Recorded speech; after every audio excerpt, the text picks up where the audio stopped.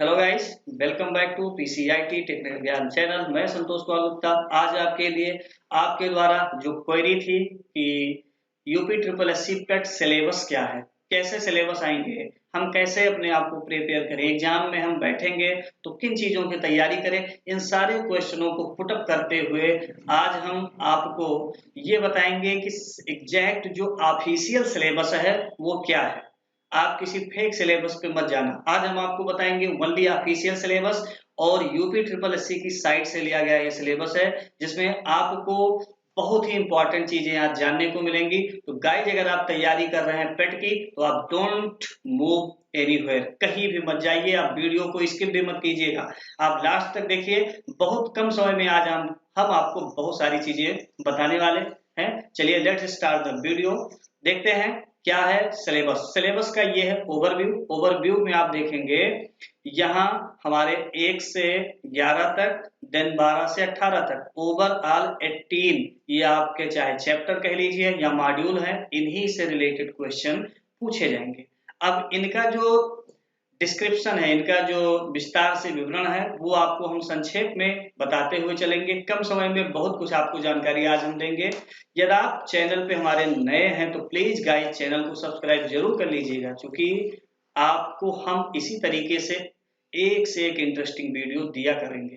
तो प्लीज चलते हैं नेक्स्ट सेशन की तरफ। नेक्स्ट हमारा है जो यूपी ट्रिपल एससी में पेट इस बार स्टार्ट हुआ है। क्योंकि पेट मैंडेटरी हो गया है। अगर आप किसी क्लास सी यानी वर्ग गा के लिए आप कोई फॉर्म अप्लाई कर रहे हैं तो उसके लिए आप जब तक पेट क्वालिफाई नहीं होते हैं आप कोई भी फॉर्म के लिए एलिजिबल नहीं होंगे। तो यहाँ पे आप देख पा रहे हैं सिलेबस में हमारा है भारतीय इतिहास, जो कि ये सिलेबस का पहला हमारा है। भारतीय इतिहास में जो आप स्क्रीन पे देख रहे हैं इन्हीं से रिलेटेड क्वेश्चन पूछे जाएंगे। जैसे भारतीय इतिहास में सिंधु घाटी की सभ्यता, वैदिक संस्कृत, बौद्ध धर्म, जैन धर्म, मौर्य वंश, गुप्त वंश, हर्षवर्धन, राजपूत काल, सल्तनत काल, मुगल साम्राज्य, मराठा, ब्रिटिश राज का अभ्युदय एवं प्रथम स्वतंत्रता संग्राम, ब्रिटिश राज का सामाजिक आर्थिक प्रभाव। ये था हमारा भारतीय इतिहास। भारतीय इतिहास के मॉड्यूल में आपको इतने टॉपिक कवर करने हैं जो कि ओवरऑल 5 नंबर के होंगे। देन चलते हैं, अगला हमारा है भारतीय राष्ट्रीय आंदोलन। भारतीय राष्ट्रीय आंदोलन ये भी आपका 5 ही नंबर का आएगा, जिसमें स्वाधीनता आंदोलन के प्रारंभिक वर्ष, स्वदेशी तथा सविनय अवज्ञा आंदोलन, क्रांतिकारी आंदोलन तथा उग्र राष्ट्रवाद का उदय, विधायी संशोधन तथा ब्रिटिश इंडिया एक्ट 1935, भारत छोड़ो आंदोलन, आजाद हिंद फौज तथा नेताजी सुभाष चंद्र बोस। ये टॉपिक आप कवर कर लीजिएगा। ये है इंडियन नेशनल मूवमेंट यानी भारतीय राष्ट्रीय आंदोलन। इस मॉड्यूल से इन्हीं से रिलेटेड टॉपिक कवर कीजिए और इन्हीं से क्वेश्चन पूछे जाते हैं। नेक्स्ट चलते हैं। नेक्स्ट हमारा आएगा भूगोल। भूगोल में भी आपकी अच्छी पकड़ होनी चाहिए। ये भी इक्वल है नंबर, 5 नंबर का ही है, जिसमें भारत एवं विश्व का भौतिक भूगोल, नदियां तथा नदियों की घाटी, भूजल संसाधन, पर्वत, पहाड़ियां, हिमनद, मरुस्थल और शुष्क क्षेत्रवन, खनिज संसाधन, भारत एवं विश्व का राजनीतिक भूगोल, जलवायु तथा मौसम, टाइम जोन, जनसांख्यिकीय परिवर्तन तथा प्रवास, इनसे क्वेश्चन पूछे जाने हैं। तो भूगोल भी आप अच्छे ढंग से कवर कर लीजिएगा, 5 नंबर का ये भी होगा। देन नेक्स्ट है भारतीय अर्थव्यवस्था यानी इंडियन इकोनॉमी। इनसे आपके क्वेश्चन आएंगे भारतीय अर्थव्यवस्था यानी 1947 टू 1991, इतने के बीच में क्या क्या अर्थव्यवस्थाएं हुई, कब हुई, कैसे हुई, इनसे क्वेश्चन आएंगे। योजना आयोग यानी कमीशन आयोग तथा पंचवर्षीय योजनाएं, मिश्रित अर्थव्यवस्था का विकास, निजी और सार्वजनिक क्षेत्र, हरित क्रांति, दुग्ध विकास एवं ऑपरेशन फ्लड, बैंकों का राष्ट्रीयकरण तथा सुधार वर्ष 1991 में आर्थिक सुधार तथा उसके बाद की अर्थव्यवस्था, वर्ष 2014 के पश्चात आर्थिक सुधार क्या हुए हैं, इनसे क्वेश्चन आने हैं। कृषि सुधार, ढांचागत सुधार, श्रम सुधार, आर्थिक सुधार एवं जीएसटी। तो आप भारतीय अर्थव्यवस्था पर जो इंडियन इकोनॉमी है इन पर भी आप अच्छी पकड़ बना के रखिए। क्वेश्चन इनसे 5 आपके जरूर पूछे जाएंगे। और आप ये इस समय जो हम आपको बता रहे हैं ये आप ही साइड से बता रहे हैं, तो इनसे क्वेश्चन आने ही आने हैं। देन चलते हैं नेक्स्ट हमारा है भारतीय संविधान एवं लोक प्रशासन।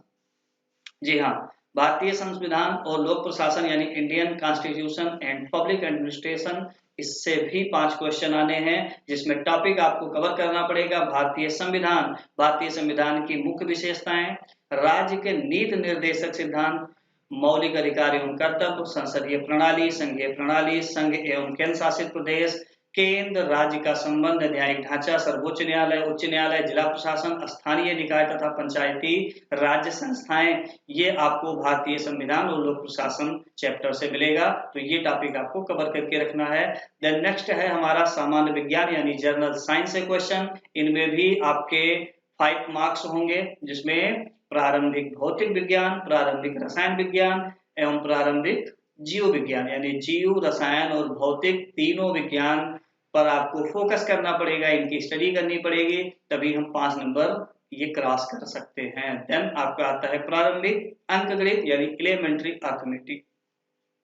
गाइज, इसमें आपको बहुत ज्यादा हायर नहीं, लेकिन आपको ईयर्थ या 10th स्तर तक के जो मैथ हैं इनसे रिलेटेड क्वेश्चन पूछे जा सकते हैं, जिसमें पूर्ण संख्या, भिन्न तथा दशमलव, प्रतिशतता, साधारण अंकगणितीय समीकरण, वर्ग एवं वर्गमूल, घातांक एवं घात, औसत, इन्हीं से रिलेटेड क्वेश्चन मैथ से भी पूछे जाएंगे। तो मैथ पर भी आपको पकड़ बना के रखनी है।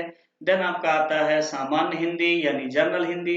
सामान्य हिंदी में संध, विलोम शब्द, पर्यायवाची शब्द, वाक्यांशों के लिए एक शब्द, लिंग समत, भिन्नार्थक शब्द, मुहावरे, लोकोक्तियां, सामान्य अशुद्धियां, लेखक और रचनाएं, जिसमें गद्य और पद्य भी शामिल होंगे।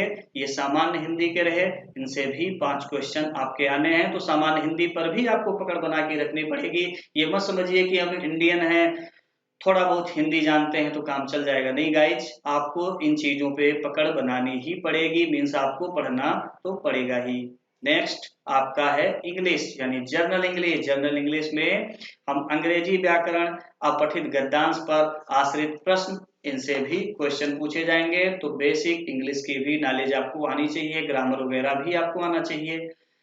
देन हमारा आता है लॉजिक एंड रीजनिंग यानी रीजनिंग आप सभी लोग समझते हैं, जो माइंड वर्क है, एक तरीके से आपको माइंड लगाना पड़ेगा। इसमें तर्क और तर्क शक्ति से रिलेटेड क्वेश्चन आपको दिए जाएंगे, जिसमें 5 नंबर के होंगे। इसमें आपको जो क्वेश्चन पूछे जाएंगे वो टॉपिक आपको कवर करना पड़ेगा, बृहत एवं लघु, क्रम एवं रैंकिंग, संबंध, समह से भिन्न को अलग करना, कैलेंडर एवं घड़ी, कारण और प्रभाव, कोडिंग डिकोडिंग और निगमनात्मक तर्क, कथन, विश्लेषण एवं निर्णय। तो ये था हमारा रीजनिंग के बाद आपका आता है सामान्य जागरूकता यानी जनरल अवेयरनेस।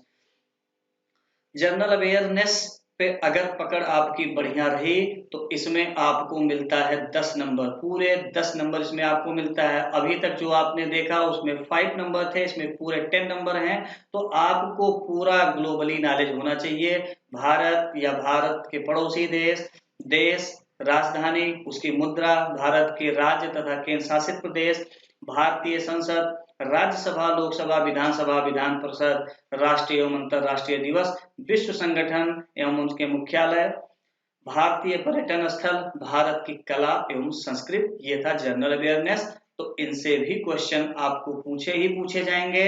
टोटल नंबर इसमें 10, इसलिए आपको सामान्य जागरूकता पे फोकस करना पड़ेगा। देन चलते हैं सामान्य जागरूकता में थोड़ा और है, उसी के आगे भारत एवं विश्व खेल से भी क्वेश्चन पूछे जाएंगे, भारतीय अनुसंधान संगठन से भी क्वेश्चन आने हैं, प्रसिद्ध पुस्तकें एवं उनके लेखक, पुरस्कार एवं विजेता, जलवायु परिवर्तन एवं पर्यावरण। ओवरऑल ये आपके थे जनरल अवेयरनेस यानी सामान्य जागरूकता। टोटल ये हो गए इसमें आपके 10 मार्क। देन हमारा आता है सामयिकी यानी करंट अफेयर। अब करंट अफेयर आज के समय में ये बहुत ही मायने रखने लगा है।